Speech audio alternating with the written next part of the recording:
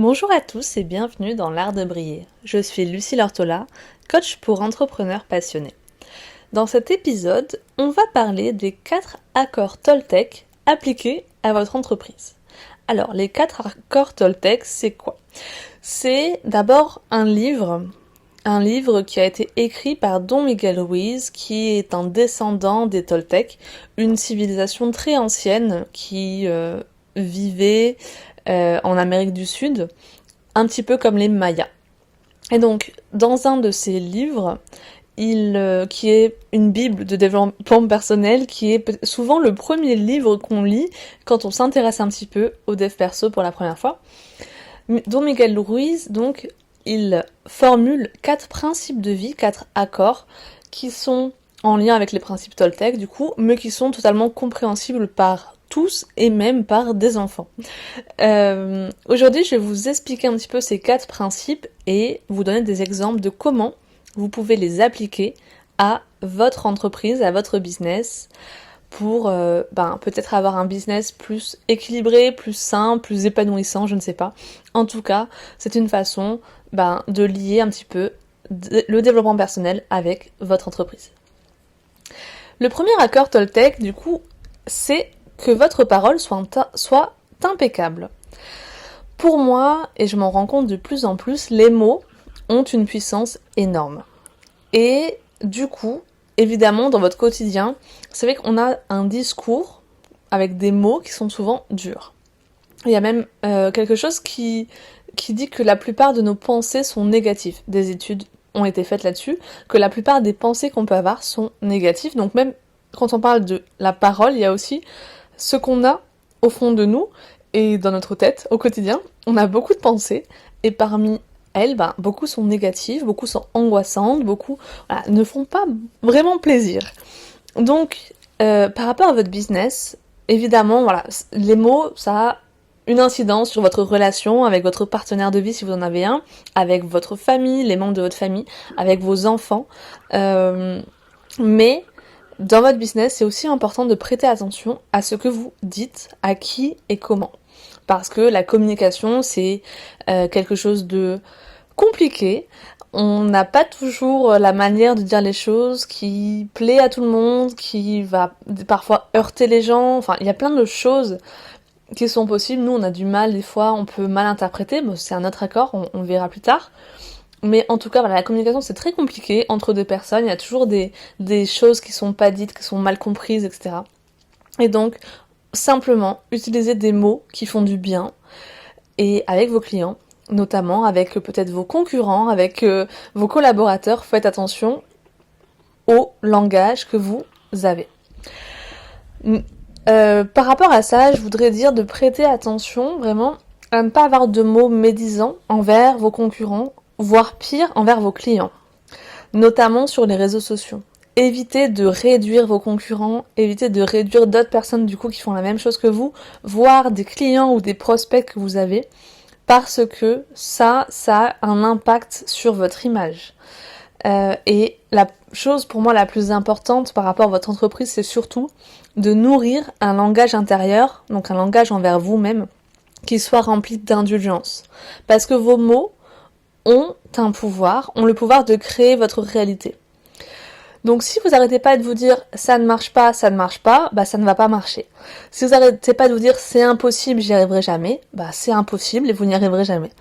Si vous commencez à vous dire j'y crois, ça marche, j'en suis capable et je vais tout déchirer, si vous répétez ça tous les matins, au bout d'un moment vous allez voir que les choses vont commencer à changer.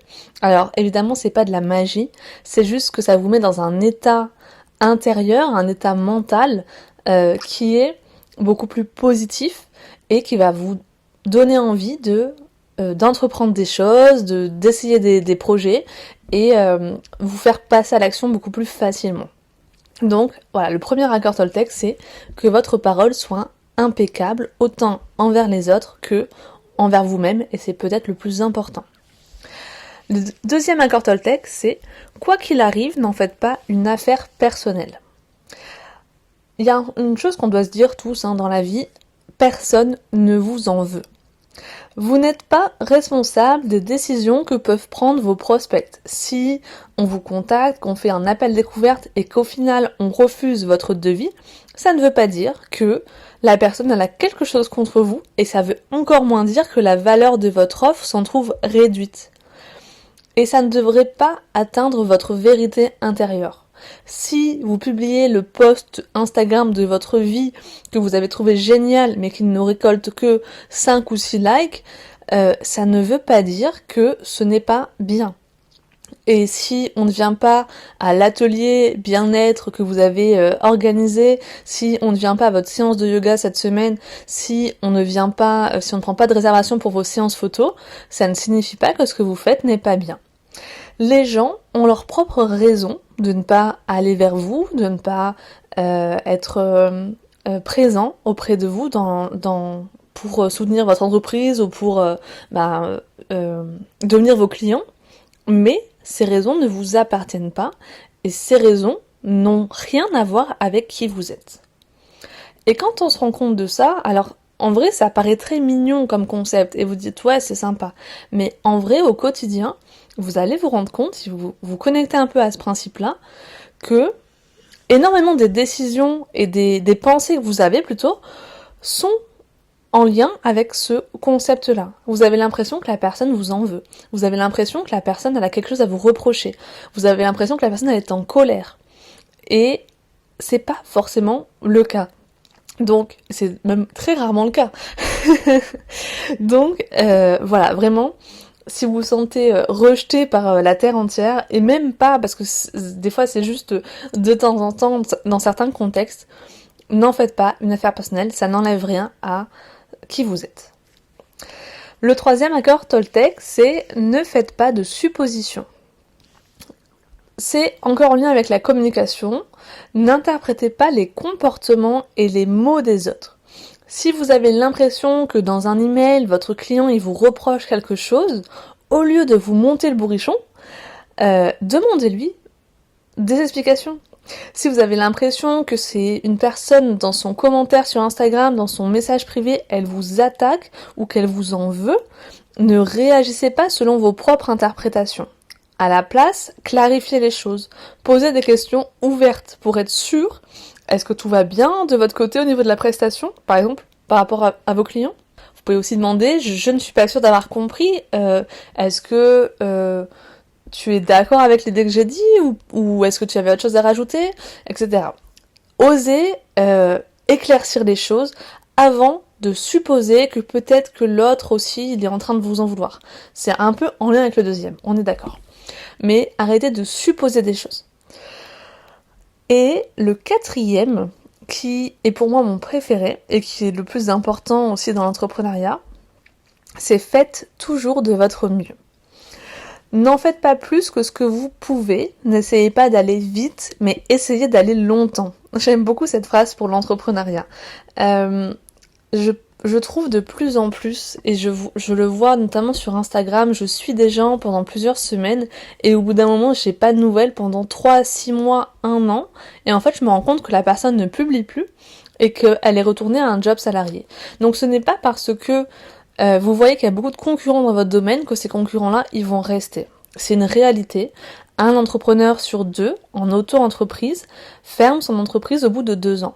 Avant 2 ans, pardon. Donc, ce qui signifie que la plupart des personnes que vous voyez autour de vous, la plupart de vos concurrents, ne vont pas rester sur le marché. Et je pense que moi, si j'ai réussi à faire perdurer mon entreprise, c'est aussi parce que je savais que ça allait prendre du temps, mais j'étais déterminée parce que pour moi, le salariat, rien que d'y penser, ça m'a envie de vomir. Et même si ça a pris du temps, même si je suis pas riche, même si j'ai jamais gagné des 10 000 euros par mois avec mon entreprise, j'ai fait perdurer les choses, je me suis obstinée et je savais que ça ne pouvait que fonctionner. Mais ça veut pas dire que moi en tout cas dans ma vision des choses, j'ai jamais essayé de travailler énormément, 60 heures par semaine, parfois le dimanche. J'ai toujours essayé de respecter mon énergie parce que je sais que il y a cette phrase un peu bébête qui dit qui veut aller loin ménage sa monture. Hein. Voilà, c'est un peu l'idée que j'avais. Et si vous devez vous aussi persévérer dans le temps et connaître des échecs et vous relever et avoir des moments de doute, vu la charge mentale que c'est de développer une entreprise, vous devez vous préserver, c'est votre priorité numéro 1 dans la vie, et essayez de prendre le temps, selon votre niveau d'énergie, du mois, de la semaine, de la période que vous vivez.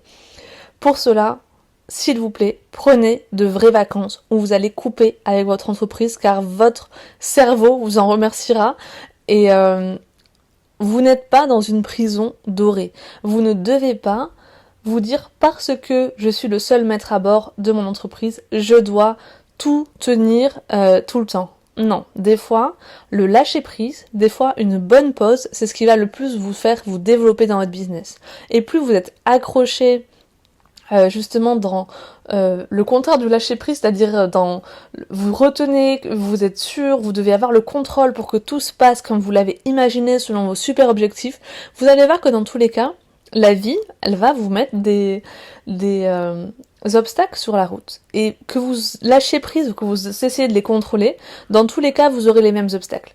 Donc, autant y aller avec légèreté, en faisant de votre mieux, mais pas plus que ce que vous pouvez, en respectant votre niveau d'énergie, votre équilibre de vie, en respectant le fait que vous avez besoin de temps pour vous, de vacances, de prendre de vrais week-ends, de prendre des après-midi dans votre semaine pour faire du sport ou pour prendre juste soin de vous selon la façon dont vous aimez prendre soin de vous. Et c'est ça vraiment qui va vous apporter et vous faire tenir plus longtemps au sein de votre entreprise. Voilà pour ces 4 accords Toltec qui sont, je le rappelle, donc que votre parole soit impeccable, quoi qu'il arrive, n'en faites pas une affaire personnelle, ne faites pas de suppositions, et le 4e, faites toujours de votre mieux.